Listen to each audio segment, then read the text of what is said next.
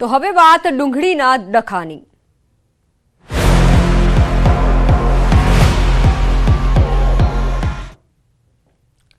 Mahuva marketing યાર્ડમાં ડુંગળીની હરાજીનું કામકાજ શરૂ કરાતા ખેડૂતોને ઓછા ભાવે મળતા ખેડૂતોએ હોબાળો મચાવ્યો। ભાવ ન મળતા ખેડૂતોએ નેશનલ હાઈવે રોડ પર ઉતરી અને ચક્કાજામ કરી ખેડૂતોએ હોબાળો મચાવ્યો। ડુંગળીની નિકાસબંધી હટાવવાના મુદ્દે ખેડૂતો રસ્તે આવ્યા। રસ્તા પર અને નેશનલ હાઈવે પર 51 પર હાલ રસ્તો બંધ કર્યો છે। ખેડૂતોએ ડુંગળીના ઓપ્શન ગ્રાઉન્ડની બાજુમાં હાઈવે પસાર થતો અને તેને લઈને ખેડૂતોએ હાલ ચક્કાજામ કર્યો છે। રસ્તા પર ડુંગળીઓ ફેંકી વિરોધ નોંધાવ્યો છે। મહુવા યાર્ડના ચેરમેન ઘનશ્યામ પટેલે ખેડૂતોને ફોન કરી સમજાવી અને રોડ ખુલ્લો કર્યો છે। હાલ તો ત્યારે ખેડૂતોએ કહ્યું છે કે 24 કલાક સુધીમાં કોઈ નિર્ણય નહીં આવે તો ફરી ઉગ્ર આંદોલન કરીશું તેવી ચીમકી પણ ઉચ્ચારી છે।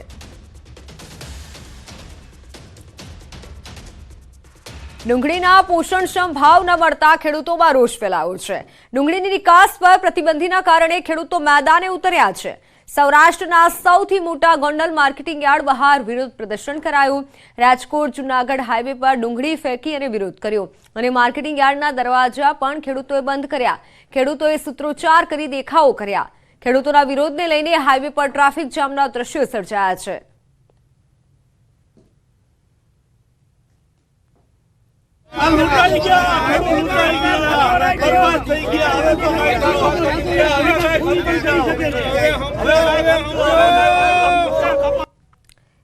ભાવનગર માર્કેટિંગ યાર્ડ ફરી એકવાર વિવાદમાં આવ્યું છે। વચન કપાતને લઈને અચોક્કસ મુદત સુધી યાર્ડની તમામ હરાજી બંધ કરવામાં આવી છે। અગાઉ પણ વચન કપાતનો પ્રશ્ન ઉભો થયો હતો।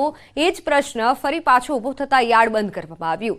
યાર્ડમાં ખેડૂતો પાસે જણસીની ખરીદી કરતા તમામ વેપારીઓ સાથે વચન કપાત મુદ્દે અવારનવાર પ્રશ્ન ઉભો થાય છે, જેનું યાર્ડના સત્તાધીશો નિરાકરણ નહીં લાવી શકતા ભાવનગર યાર્ડ ખાતે તમામ વેચાણ બંધ રાખવાનો નિર્ણય લેવાયો છે।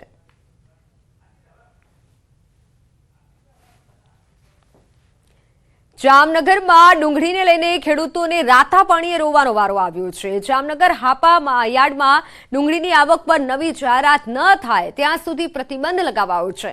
નિકાસ પર પ્રતિબંધથી હાપા યાર્ડમાં કમિશન એજન્ટ વેપારીઓએ ડુંગળીની હરાજી તદ્દન બંધ કરી। એક મણના 100 રૂપિયાથી 550 રૂપિયા મળતા ખેડૂતોની માથે આબ ફાટ્યા જેવી સ્થિતિ સર્જાઈ છે। માવઠા બાદ હવે સરકારે નિકાસ પર પ્રતિબંધ લગાવી દેતા ડુંગળીના ભાવ તળિયે બેસી ગયા છે।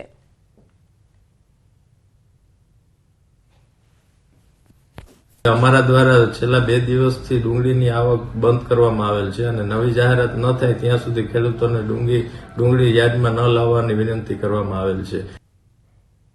તો રાજ્યમાં ડુંગળીના ભાવ મુદ્દે ખેડૂતો વિરોધ નોંધાવી રહ્યા છે, ત્યારે ડુંગળીના ભાવને લઈને ખોડલધામ ચેરમેન નરેશ પટેલની પ્રતિક્રિયા સામે આવી। પરિસ્થિતિ વિકટ કહેવાય છે, ત્યારે સરકારે તાત્કાલિક નિર્ણય લેવો જોઈએ તેવું હાલ પ્રતિક્રિયા આપી છે નરેશ પટેલે।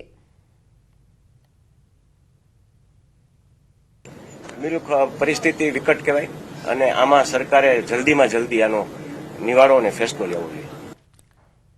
અમદાવાદમાં ડુંગળીના ભાવ મુદ્દે અમિત ચાવડાનો સીએમને પત્ર। સરકાર ખેડૂતના હિતમાં ડુંગળી પરના નિકાસ પર પ્રતિબંધ લગાવે અને સાથે પુનઃ ચાલુ કરે તેવો હાલ પત્ર લખવામાં આવ્યો છે। ખેડૂત હાલ પૂરતો ભાવ મળી રહ્યો નથી। ખેડૂતોને હાલ તો પૂરતો ભાવ નથી મળી રહ્યો તેવું ચાવડાએ કીધું છે। કેન્દ્ર સરકારે ડુંગળીના નિકાસ પર પ્રતિબંધ મૂકતા ખેડૂત હાલ કફોડી સ્થિતિમાં મુકાયો છે। મોંઘી ખાતર, બિયારણ અને દવાઓ પર ખર્ચ નથી નીકળતો। એમનું કહેવું છે કે 55 mm ની સાઈઝની જે મોટી ડુંગળી આવે છે એ ડુંગળીનું મોટા ભાગે માર્કેટ વિદેશમાં છે અને નિકાસ પર પ્રતિબંધ મૂકવાથી એ ડુંગળીનું નિકાસ પણ નહીં થઈ શકે, ખેડૂતોને ભાવ પણ નહીં મળે। એનાથી સ્પષ્ટ મતલબ છે કે સરકાર ખાલી ખેડૂતના હિતોની વાતો કરે છે પણ સાચી હકીકત જાણીને એની સમસ્યાનું નિવારણ કરવા માટે કોઈ તૈયારી નથી। આખરે 1 મહિના બાદ આપના ધારાસભ્ય ચૈતર વસાવા પોલીસ સમક્ષ હાજર થયા છે અને રાજપીપળા પૂછપરછ માટે લઈ જવાયા છે। વનકર્મીને માર મારવાના ગુનામાં 1 મહિનાથી ડેડિયાપાડાના ધારાસભ્ય ચૈતર વસાવા ફરાર હતા। વસાવા 1 મહિના અને 9 દિવસ પછી પોલીસ સામે હાજર થયા છે। વનકર્મીઓને ધમકાવવા અને ફાયરિંગ કરવાના કેસમાં લાંબા સમયથી ફરાર ડેડિયાપાડાના ધારાસભ્ય ચૈતર વસાવા ડેડિયાપાડા પોલીસ સ્ટેશન ખાતે હાજર થયા છે। પોલીસ સમક્ષ હાજર થતા પોલીસ અને વસાવાના સમર્થકો વચ્ચે ઝપાઝપી થઈ। ચેતર વસાવાએ કહ્યું કે મારા પર ખોટા આરોપ લાગ્યા છે। તેમણે કહ્યું કે મારી સામે ષડયંત્ર રચવામાં આવ્યું છે અને ષડયંત્રના ભાગરૂપે મને ફસાવવામાં આવ્યો છે। હું અને મારો પરિવાર લડતા રહીશું। ઈસુદાન ગઢવી અને ગોપાલ ઇટાલિયાએ પણ આ મુદ્દે પ્રતિક્રિયા આપી ભાજપ પર પ્રહાર કર્યા છે। મહત્વનું છે કે ચેતર વસાવાએ આગોતરા જામીન માટે હાઈકોર્ટમાં અરજી કરી હતી, પરંતુ આ અરજી ફગાવી દેવામાં આવી હતી। ત્યારે હવે પોલીસ સામે હાજર થવાની ફરજ પડી છે। છેલ્લા 1 મહિના અને 9 દિવસથી ચેતર વસાવા ભૂગર્ભમાં હતા। ધારાસભ્ય પર વનકર્મીને ઘરે બોલાવી ધમકાવી અને હવામાં ફાયરિંગ કરી 60,000 રૂપિયા પડાવી લેવાનો આરોપ છે।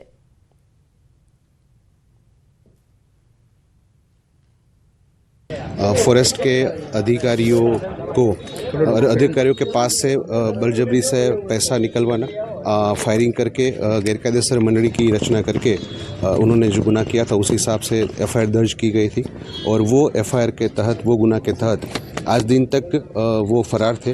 आज उनकी धरपकड़ की गई है।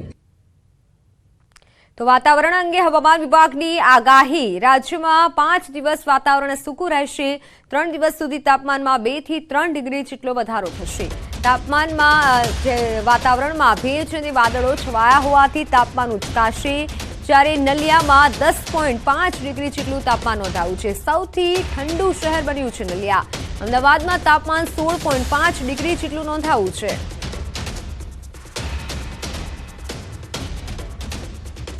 टेम्परेचर देखा जाए तो टेम्परेचर अगले 2-3 दिन में टेम्परेचर 2 से 3 डिग्री बढ़ सकता है। नाइट टेम्परेचर यानी न्यूनतम टेम्परेचर जो मिनिमम टेम्परेचर होता है उसमें बढ़ोतरी होने का संभावना है बाय 2 से 3 डिग्री सेल्सियस।